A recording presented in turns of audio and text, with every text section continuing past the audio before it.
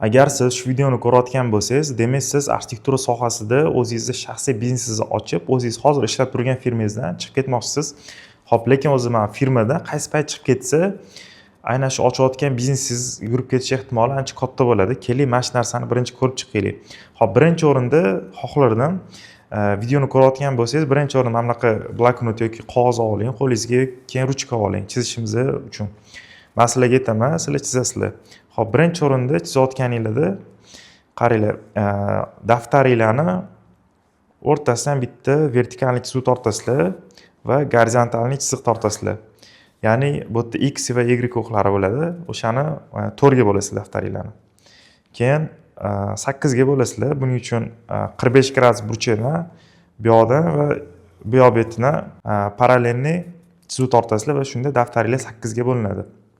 Xo'p, endi birinchi o'qimiz bu bizda nima bo'ladi? Xo'p. Hard skill deb yozib qo'yamiz. Hard skill. Ikkinchi o'qimizga soft skill deb yozamiz. Soft skill.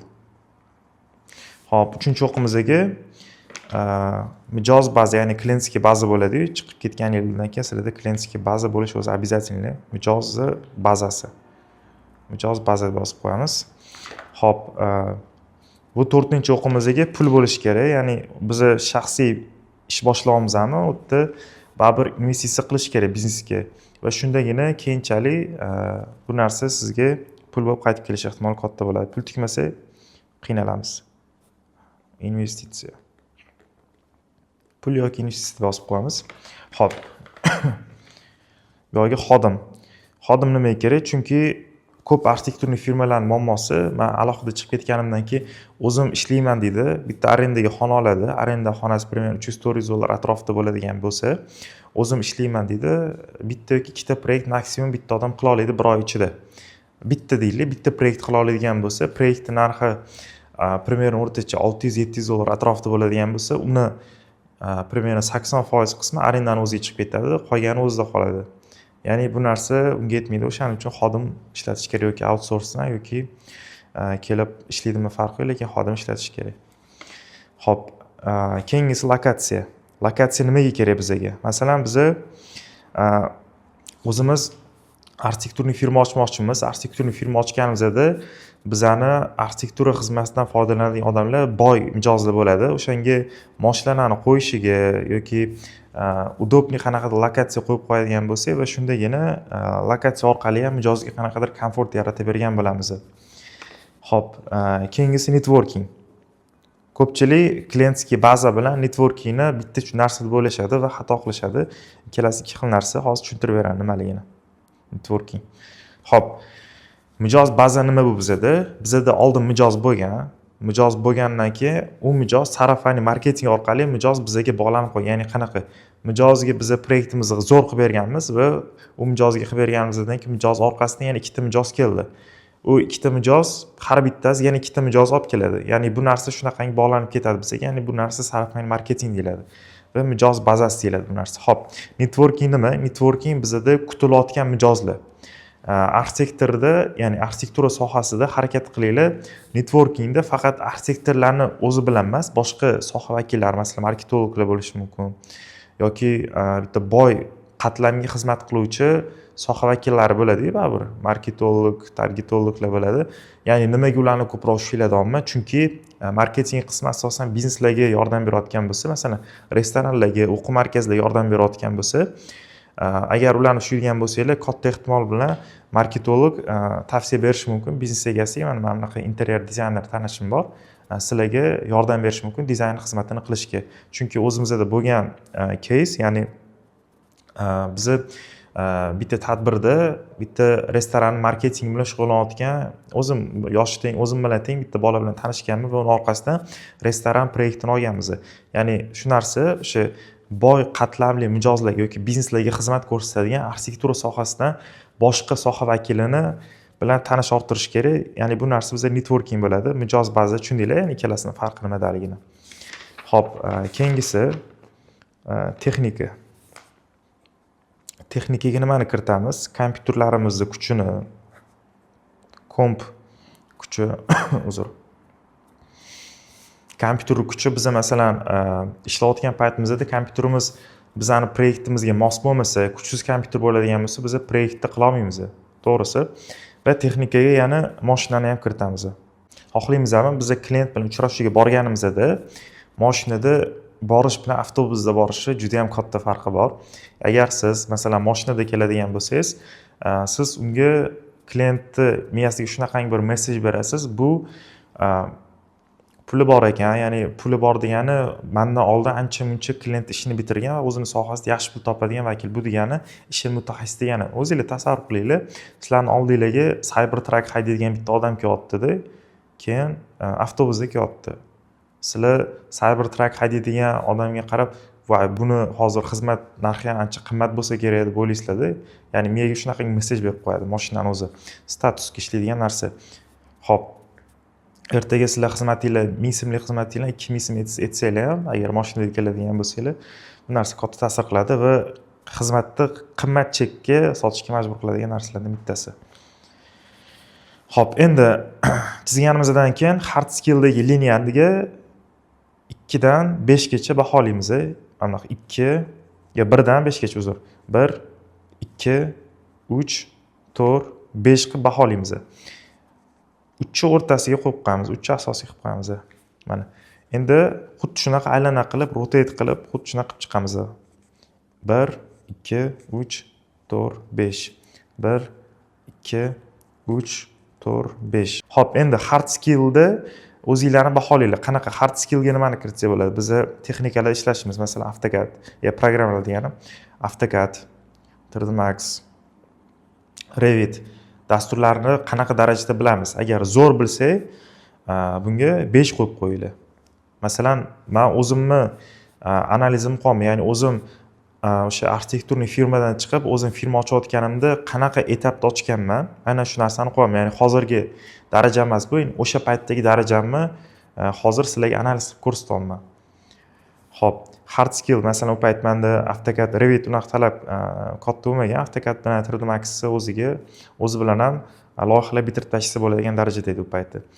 Xo'p, hard skillga men u paytdagi darajamga 5 qo'yganman, soft skillga ham 5 qo'yaman. Soft skill bu uyalmasdan любой inson bilan chiqishib ketishingiz, muzokaralarga kirishib ketishingiz. Masalan, qanaqadir bitta krugga tushdingiz va o'sha krugda siz o'zingizni qanaqa ko'rsata olishingiz va o'sha joyda o'zingizni xizmatingizni sota olish qobiliyatingiz bu soft skillga kirib ketadi. Ya'ni introvert va ekstrovert odamlar bo'ladi-ku.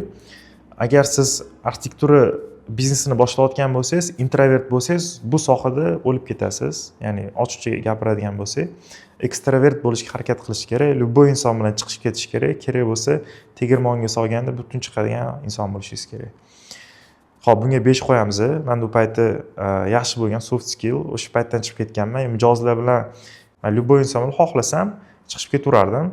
Ya'ni menga muammo bo'lmagan. Klientskiy baza bunga 1 qo'ysa bo'ladi. Katta bo'lmagan menda. Juda ham kichkina bo'lgan, o'ylaganingizdan ham kichkina bo'lgan.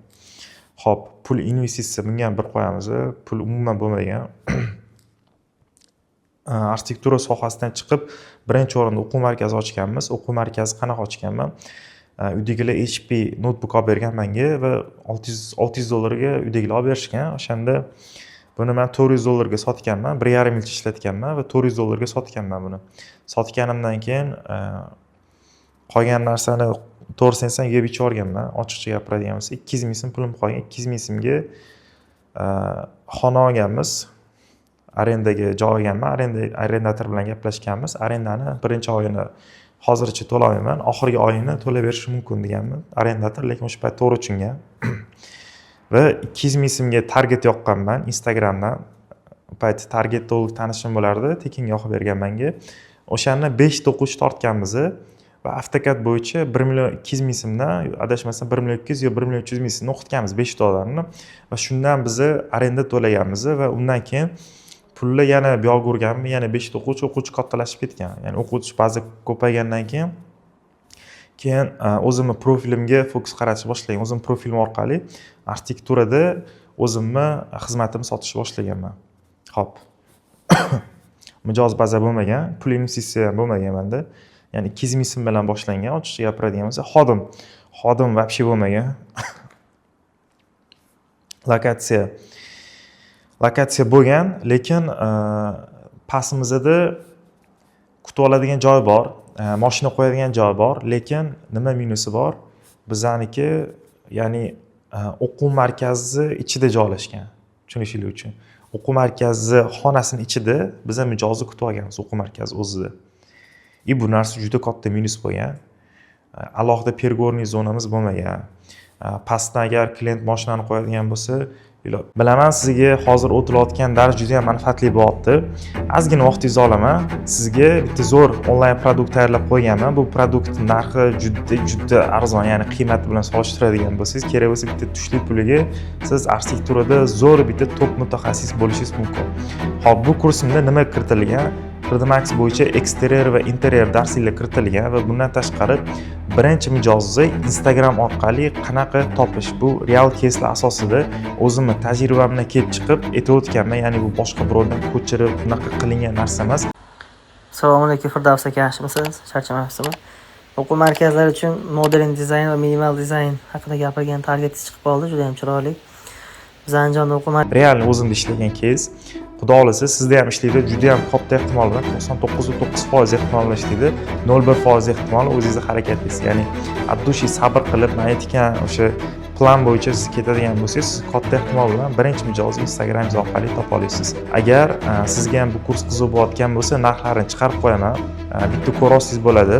Bu kursni xarid qilish uchun shunchaki pastda havola turibdi. Havola orqali o'tasiz va kursni bemalol xarid qilsangiz bo'ladi. Videoni ko'rishda davom eting. Ahamiyat beringlar, firma ochayotgan paytingizda agar byudjet katta bo'ladigan bo'lsa, yo'l yuzidan olsanglar yaxshiroq. Mahallaning ichkarisini aylanib qo'yish ham cho'ta bu to'g'ri kelmaydi. Xo'p, lokatsiya bo'lgan, lekin unaqa zo'r bo'lmagan. 3 qo'yamiz bunga. Xo'p, networking bo'lgan. 2 qo'yamiz, lekin kichkina bo'lgan, lekin bo'lgan qisman boshqa soha vakillari bilan. Xo'p, kompyuter o'quv markazi ochganimizda bir adashmasam 7 ta yoki 8 ta kompyuter sotib olganmiz. To'g'ri sotib olganman. Bo'lib to'lashga bitta tanishim bo'lganlar o'sha so'raganman va o'shanda $7,000 ga 7 ta kompyuter adashmasa 7 ta 8 ta kompyuter olib berganlar. 7 ta kompyuter o'quvchilar uchun, 8-inchisi ustoz uchun kompyuter bo'lgan. $7,000 ga olib berganlar va undan keyin birinchi oy aytganman, birinchi oy aka to'la olmayman, agar imkon bersangiz ikkinchi oydan to'lash boshlayman dedim. Va ikkinchi oydan счетчик yoqilgan o'sha kompyuterga har oy 400 dan to'laganmiz va qo'shimchasiga arenda 400 bo'lgan. Ham kommunalni ham alohida bo'lgan, uborka alohida bo'lgan, plus minus har oy $1000 rasxotim bor edi mana. Xo'p, o'sha paytda kompyuter bo'lgan, lekin mashina bo'lmagan. To'g'risini aytsam, hozir ham mashinam yo'q. O'sha komandamizdan o'zidagi Abdulloh degan bola bor, sherigim, yaqin og'aynim. Unda mashina bor va o'sha mashinadan foydalanib biz o'sha klientlarni mijozlarni oldiga boramiz. Xo'p. Bo'ldi. Endi chizib olgan nuqtalarimizni biz birlashtirib chiqishimiz kerak. Xo'p, hard skilldan boshlab chizuv tortamiz. Hard skilldan soft skillga qaratamiz. Xo'p, mijoz baza mana bunaqasiga. Xo'p, pul kichkina bu ham bu yoqdan. Endi xodim bilan birlashtiramiz, lokatsiya bilan birlashtiramiz, networking bilan birlashtiramiz va o'sha texnika bilan birlashtiramiz va keyin hard skill bilan birlashtiramiz. Qanaqa forma hosil bo'ldi sizlarda? Mana bunaqa forma hosil bo'ldi, ko'rib turibsizlar, bu o'sha paytdagi formamiz. Xo'p, bu nimaga kerak? Masalan, biz hozir chiqib ketganimizdan keyin A nuqtada bo'lamiz. Ya'ni firmamiz, biznesimiz A nuqtada bo'ladi. Biz buni B nuqtaga olib chiqmoqchimiz. Biz buni B nuqtaga olib chiqmoqchimiz. O'rtadan bitta liniya tortaman. B nuqtaga olib chiqishimiz uchun qanaqadir bizda g'ildirak bo'lishi kerak-da. Xo'p, biz A nuqtadan B nuqtagacha chiqishimiz uchun bizda qanaqadir g'ildirak bo'lishi kerak. O'sha g'ildirakni biz tortamizda B nuqtagacha olib chiqamiz. Xo'p, bu g'ildiragimizning formasi, ya'ni g'ildiragimiz o'zi dumaloqmi, to'rtburchakmi, uchburchakmi, ya'ni formasini bilishimiz uchun biz ham mana bunaqa narsa chizib oldik. Bu bizda g'ildirak deyiladi, ya'ni sohamizga tegishli g'ildirak.